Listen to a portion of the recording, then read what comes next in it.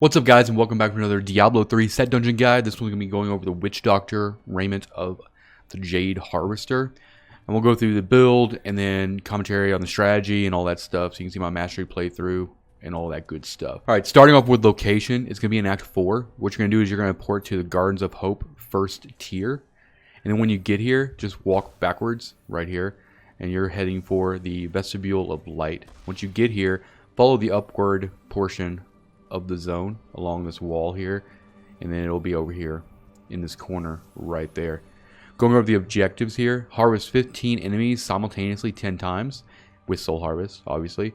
Kill 100 enemies affected by both Locust Swarm and Haunt. We're going to go over mastery completion here, so we're going to kill all the monsters in the said dungeon as well. Alright, starting off with the gear, we're going to be using 5 of the 6 pieces of Jade Harvesters.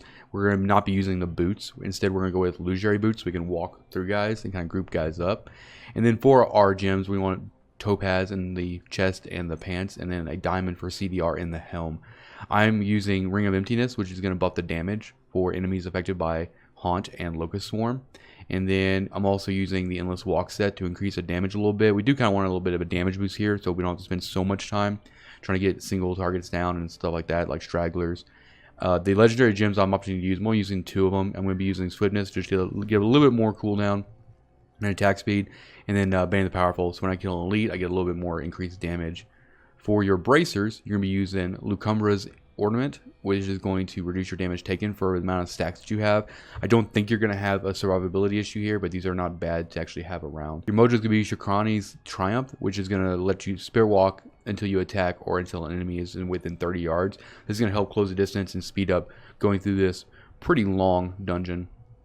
Soul Harvester is going to allow us to have Soul Harvest up to 10 stacks. As far as the cube goes, we're going to be using Ring of Royal Grandeur, which allows us to get the 6-piece set bonus without actually having the boots. Then Leoric's Crown to increase our CDR gain from our diamond, and then NGM to help with our cooldowns and all that good stuff. Going over the skills, we're going to be using Haunt with Resentful Spirits, Locust Swarm with Pestilence, Soul Harvest with Soul to Waste, Spirit Walk with Severance, Piranhas with Piranado, Horrify with Stalker, and our passives we're going to be going with Rush of Essence, Grave Injustice, Confidence Ritual, and Creeping Death. We're going to be spamming Haunt and Locust Swarm on mobs initially just to kind of get those kills down. And then any big groups we're going to be soul harvesting as well.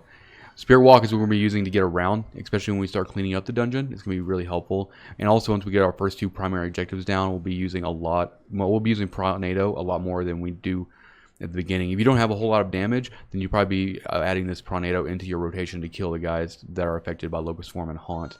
Horrify is nice just to have, get the increased movement speed, and it also just kind of causes them all to fear all the mobs and all that stuff. Alright, going over the actual map overview, this is going to be kind of a the Zoltan Cool Archive tile set, right?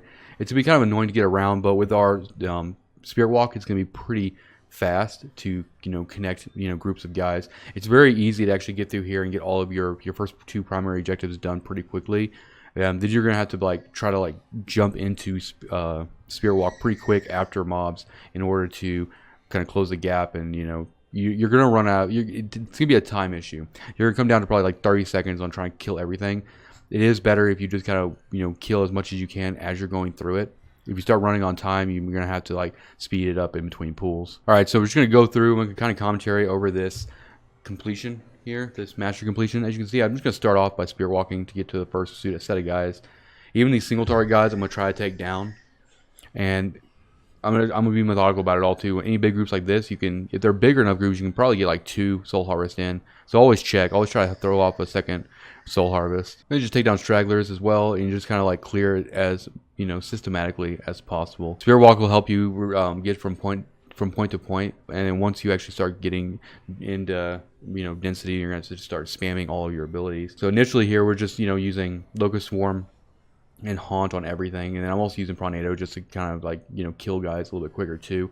When you get into a big room of guys and you start just haunting and Locust Swarm everything, it's going to start jumping to all the mobs around it. So your second objective is actually going to be completed relatively quickly with a couple of large areas when cleared out. Just map clear the best you can, find all the edges so that you can kind of visually know that you've been to certain places. You don't have to do a whole lot of backtracking. I'd probably say the soul harvesting is not a horrible thing to go through. There's plenty of these big groups of guys that will allow you to get right there. I just got 2 of them in the same little area. Once you actually get them all soul harvest and everything, then the local swarmers can start jumping to everything and just start killing it really, really quick. The biggest point I can make here is just trying to get guys down, like single guys down, as quick as possible.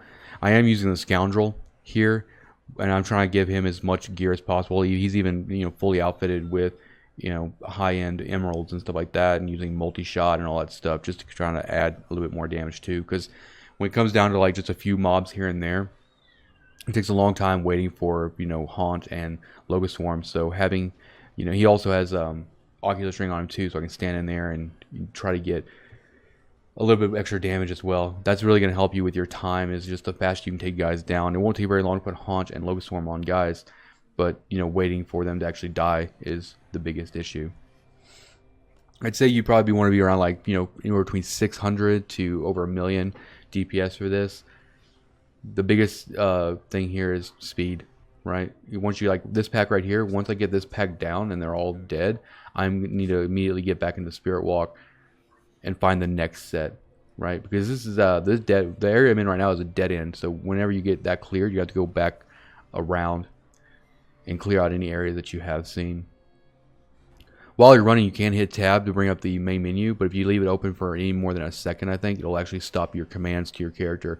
So when you're running, you just hit tab really quick, check out where you're at and where you're going, and just close it again, and you shouldn't actually interrupt your movement. And right now I'm just like collecting guys. I got all the objectives complete. At this point, we're just trying to kill everything, right, as fast as possible. Once a group is down, you just throw Spirit Walk on and just go to town.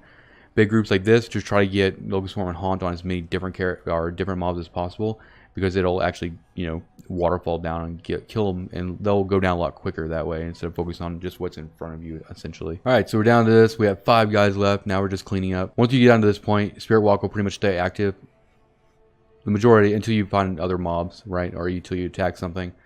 This is what really helps, clear. If you didn't have this, you probably actually wouldn't even be able to do this really effectively. There's 2 guys here, and just getting hung up on like walls and stairs and stuff like that can get kind of annoying too. So kind of just watch out for that. All right, so the last 2 guys, there they are down there. We're just gonna go and throw a tornado down there.